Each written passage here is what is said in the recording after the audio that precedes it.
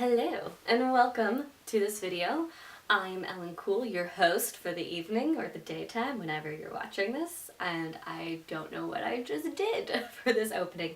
This is a weird opening, so sorry, but you have clicked on this video, so welcome, and it is my movie wrap-up for the month of November. So I'm going to talk about all the movies that I watched in November. I'm going to review them. It's going to be a real fun time. This month I watched a lot of movies, and for this one I'm also going to have two different sections because I also watched a lot of like Christmassy rom-com cheesy movies, and I don't really want to review those. So I think I'm just gonna like tell you a little bit of my thoughts on those, and then we'll go to like movies that I saw like in the movie theater or whatever, and go in depth with those. But I also want to share with you some movies that I rewatched this month. So let's do that. To All the Boys I Loved Before, The Christmas Prince, Game Night, Fantastic Beasts and Where to Find Them, The Family Stone, Harry Potter and the Order of the Phoenix, Four Christmases, An Elf's Story, Christmas Inheritance, Harry Potter and the Half-Blood Prince, and that is it. So let's start with the like cheesy Christmassy movies that I watched. If you want to skip this section, I will put a timestamp down below so you can just go straight to the next section, which are like legit real movies. The first one I watched is The Holiday Calendar, and this is a Netflix Christmas movie that just came out this year, and it was okay. Like, I mean, it was enjoyable, but it just was not my favorite, and it's probably not one I'm gonna watch every year. I didn't feel a lot of chemistry between the two characters. I'm also not even gonna explain the premises of these movies because they're all the same, pretty much. Anyway, it was alright. I gave this 2.5 out of 5 stars. The next one I watched was Christmas Joy, and I loved this one. I truly loved this one a lot. This is a new one that came out on Hallmark this year, and I'm actually reading the book for it right now because I really loved this one a lot. Definitely check this one out. This is probably my favorite of the month that I've watched, so really liked it a lot. And I also really love Danielle Panabaker. She was great.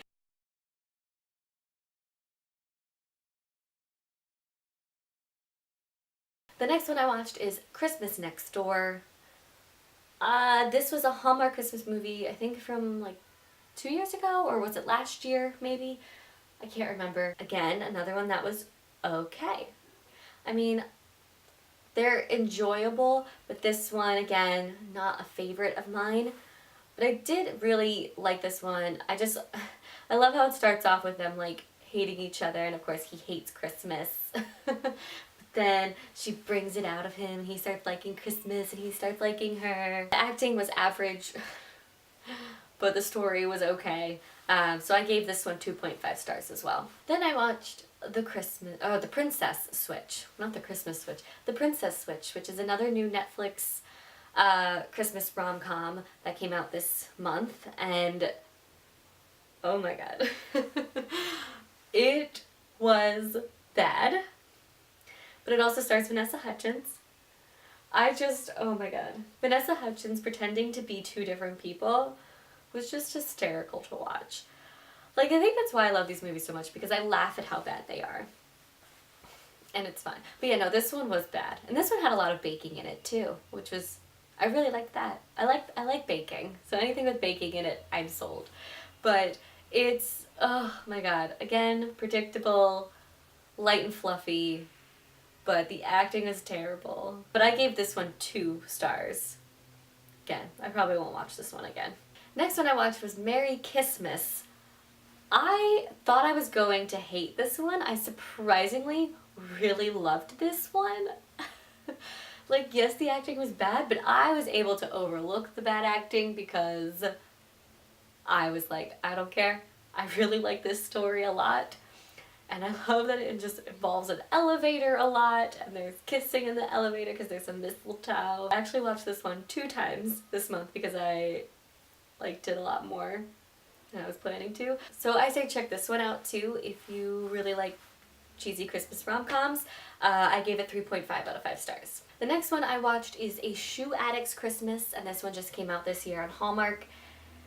And I don't know why I'm making this face, because I really loved it. Okay, not like loved it, but I really liked it. There we go. I really liked it. And this one is starring Candace Cameron Bure. I feel like Hallmark always has to have Candace Cameron Bure and Jodie Sweetin in their Christmas movies. And this one was a fun one. Like, every time she tried on shoes, it like took her into the past. It was kind of like a Christmas Carol, but with shoes.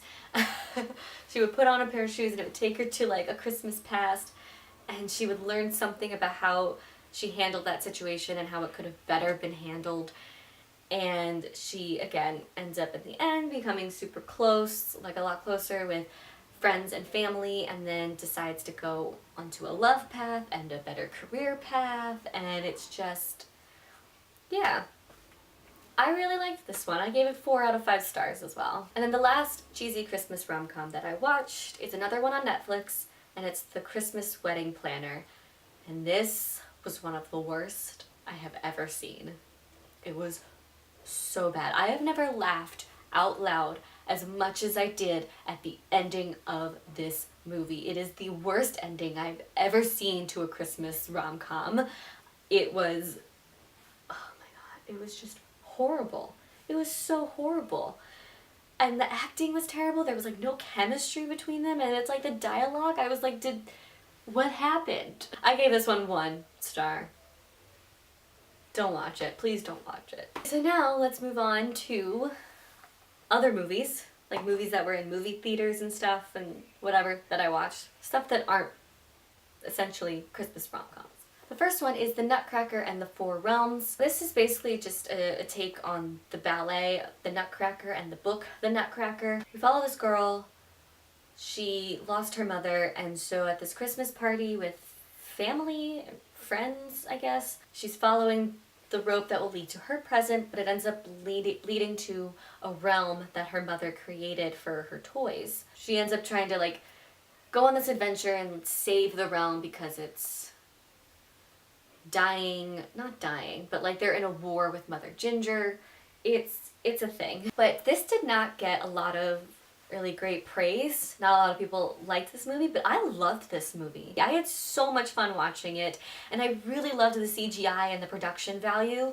I thought it was spectacular. And I really loved that the main character, the girl, she pretty much is a very like strong-headed woman who is very smart, and I feel like we need more movies with children who are girls that are smart and very heroic. And I also love that there was like no romance in this movie whatsoever. I thought that was a great story too, a really great take on the traditional story, and I did not see the twist coming at the end. The only like real issues I had with it was Keira Knightley. I felt like her acting wasn't that great. Like, it was fine in the beginning of the movie, but then by the end of the movie, I felt like, nah, it wasn't great, and I wasn't really liking it. So I just had issues with her acting. I loved the emotional connections to each character. I felt like that was done very well. It was very fantastical. I loved this world a lot, and being sucked into it like I was just amazing. And there was even like one part in the movie, and also during the credits, where there's a ballet happening. Misty Copeland, of course, did an amazing job with the ballet. So I love how they actually incorporated the ballet into the movie. This was a very action-packed adventure movie, and I truly loved it. I gave it 4.5 out of 5 stars. The next movie I watched is Nobody's Fool, and I thought I was going to like this movie, but I actually really did not like this movie. Nobody's Fool follows a woman. She, is mainly focused on her career the whole time. Wow, I don't even know how to describe this movie because it is so messy. So she's mainly focused on her career, never her love life, but she's been like talking with this guy for about a year now. They're boyfriend, girlfriend. Then her sister gets out of jail and she has to take care of her sister, but her sister finds out that her sister's being catfished, and that it's actually not the guy who the guy is saying he is. So they go on like this emotional journey together, but also like this journey to go and find the guy who's catfishing her. But like in the meantime, there's also this other guy who's at a coffee shop that likes her, but she will never be with him because she's like, I don't like that. I need someone better than him. And it's like, God, your standards are high. I had a lot of issues with this movie. Number one, I don't think it was actually funny. Watching the trailer, I saw a couple funny things, and so that's why I wanted to watch it, because I was like, oh, okay, I could see this being funny. And I didn't laugh once the entire time I was in the theater. The only parts I really found funny were Whoopi Goldberg's lines. I had so many issues with the main character. Like, she pissed me off so much. She was so uptight and just, annoying, and I didn't like any of the decisions she was making. But I get, like, if you're starting off the character in that way and then you change them gradually throughout the story till the end, so that way there's like character arcs and there's character development. But she kind of had that, but she was still like a bitch the whole way through. Like, I'm sorry, what she did to that guy, like the love interest in the movie, what she did to him multiple times, I would never have taken her back. Like, I would have just been like, I'm done. Like, she said some horrible things, and she did some horrible things. Like, things that I was like, oh, girl, you cannot redeem yourself with me now. I also felt like it was a very messy story. Like, there wasn't a clear plot or theme, really. I don't know. I just felt like the way the story was told was just very messy. There was, like, a lot of different side stories going on along with the main story that it just kind of, and they didn't mesh well together.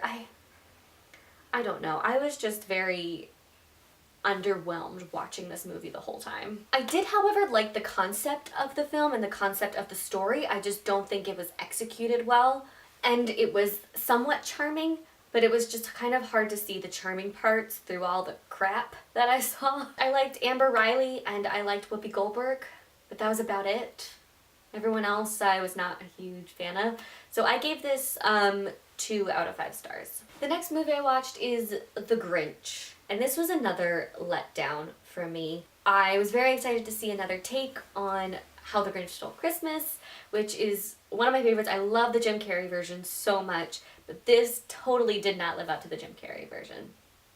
I really thought I was going to enjoy this one, and I hated it.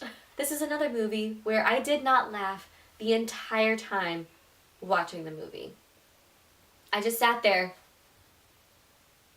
like that the whole time. I felt bad because I was like, I'm not even smiling. Like, I really did not like this version at all. So underwhelming. It was very just like bland and mediocre.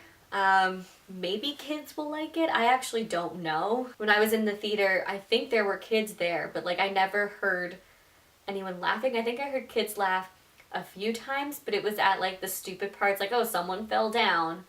So yeah, typically a kid's gonna laugh at that. So I guess kids might like it. I don't know. But I really didn't. The one thing I really loved about this movie was the animation. I thought the animation style was done very well. It was very colorful, very vibrant.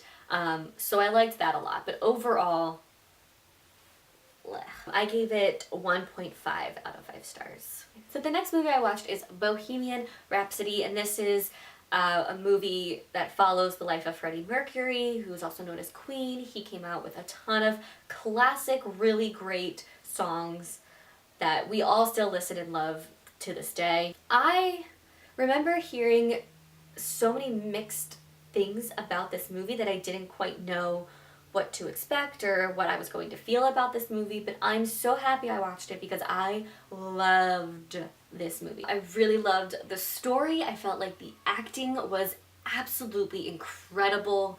Rami Malek does a fantastic job as Freddie Mercury. He like nails it. But I learned so much about Freddie Mercury that I didn't know, because I actually don't really know anything about Freddie Mercury. I just knew his songs.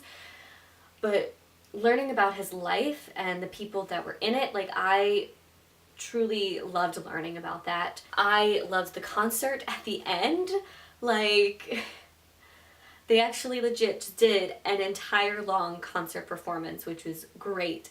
And then I was never bored watching this movie. I was engaged and interested and invested the whole time. There's so much spectacle and so much drama, and it had a lot going for it. It was great pacing, great editing. I never knew where the story was going. And I also felt the music, Queen's music, worked really well with the story, because whenever they played a song, it like really matched with what was happening on the screen.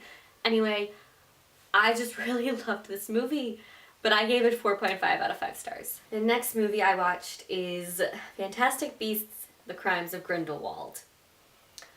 Okay.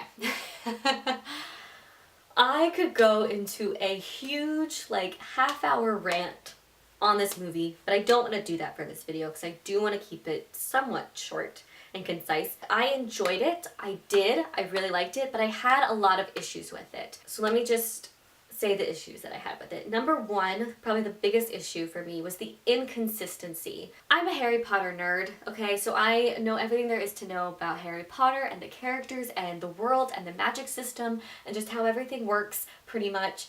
And a lot of the ways that they were using magic, I was like, no, like that doesn't work. You can't do that. Because, okay, I feel like I need to explain. I'll explain with one example, and that's at the very beginning of the movie. Jacob, he's got love potion in him. Queenie gave him a love potion. Scamander notices, so he's like, let's magic the love potion out of him. And then it creates like this pink mist in the shape of a heart, and then it explodes, which is like very cheesy and not needed. But also, it's like, you can't magic a love potion out of someone. Because, like, Ron in the Harry Potter series, in the 6th book, he took a love potion, and they couldn't magic it out of him. They had to create this potion for him to drink to kind of wear off the effects of the love potion. Like, you can't magic a love potion out of someone. Also, you can't apparate on Hogwarts grounds. Like, there was just a lot of inconsistencies, also with the characters, because, like, we all know Minerva McGonagall was there at Hogwarts teaching, but she wasn't alive in this time period, so how was she there? And it couldn't have been like her mother, because her mother did not have the last name McGonagall, and also her mother married a muggle, so had to give up her magic pretty early on in her life. So it's like, she never became a teacher. Like, I'm just having issues. Also, with the reveal at the end, I think it would have been a really great reveal if it had made sense. So I'm hoping that with the next couple of movies in this series, they will explain that. Because with the timelines of certain people's lives, it just does not match. Anyway. So basically I just had a lot of issues with the inconsistencies of the magic system and the magical world and characters. Like, there was just a lot of inconsistencies. But also, filmmaking wise, it was kind of a mess. I just felt like they focused too much on action.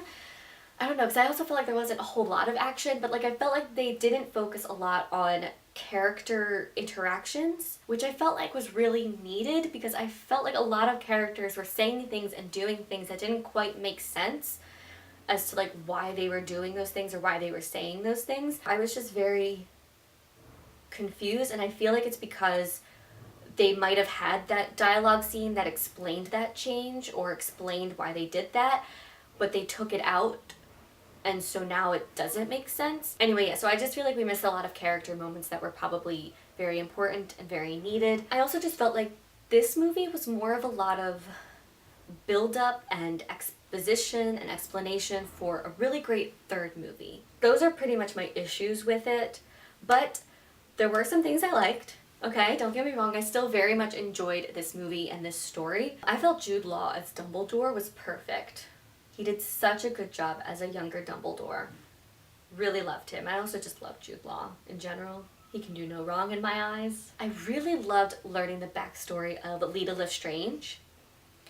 That was like so interesting and fascinating to watch. I really like that, but I want to know how she is connected to, not Bellatrix Lestrange, but Bellatrix Lestrange's husband. Pretty much I just want to know the, like, history and the origins of the Lestrange family. I also really loved getting back to these characters, and I also really loved a lot of the new characters. I loved meeting Newt's brother, Theseus. He was also very good looking, very handsome. So I enjoyed it, but I did have a lot of issues with it, so I gave it 3 out of 5 stars.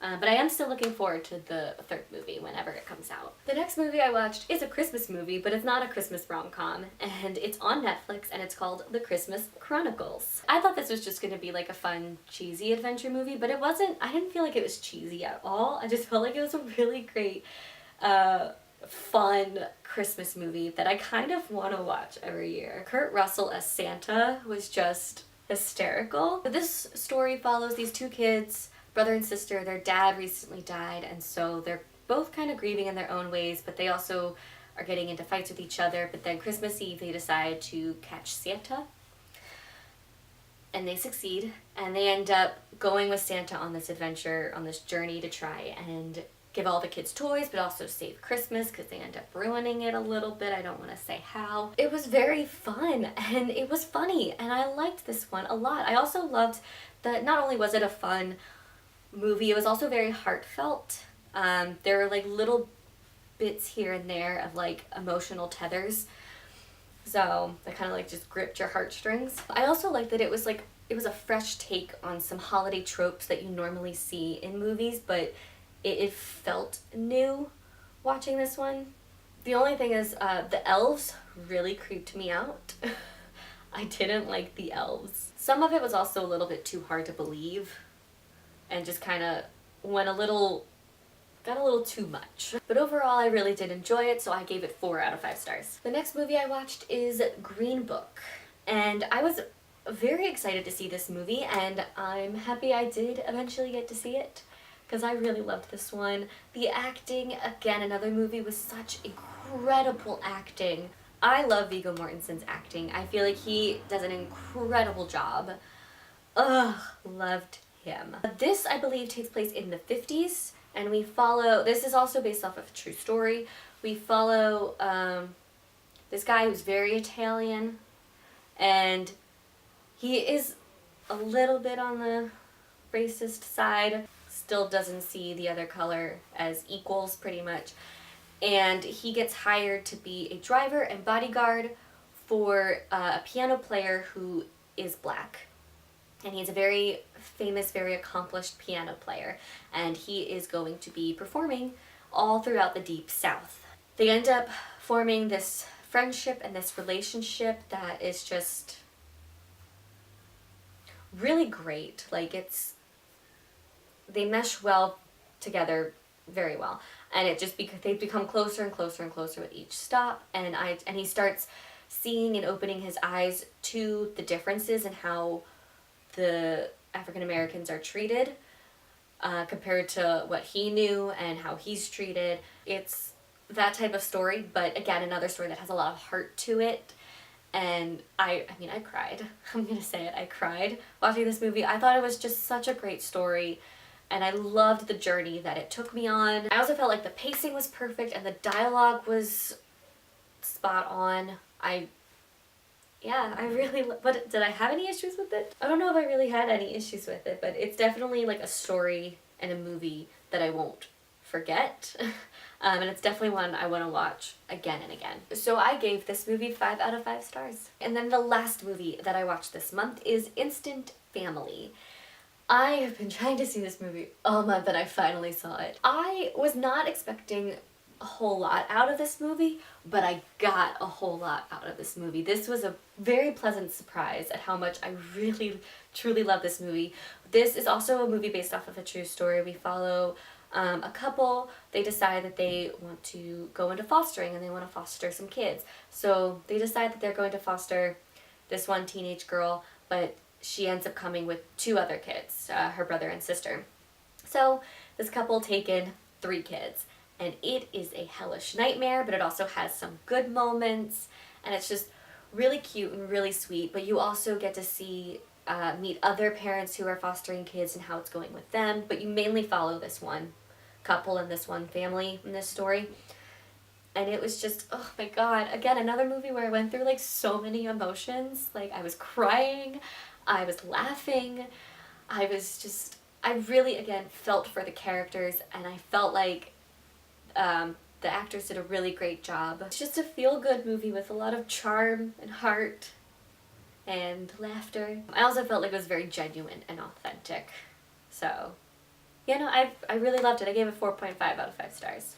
And that is it for my movie wrap-up for November, so please go also check out my book wrap-up as well as my monthly everything wrap-up. Also check out, I have a couple of vlogs from my European trip, so go check those out. I have one more coming out soon, and that is pretty much it. Yeah. Bye!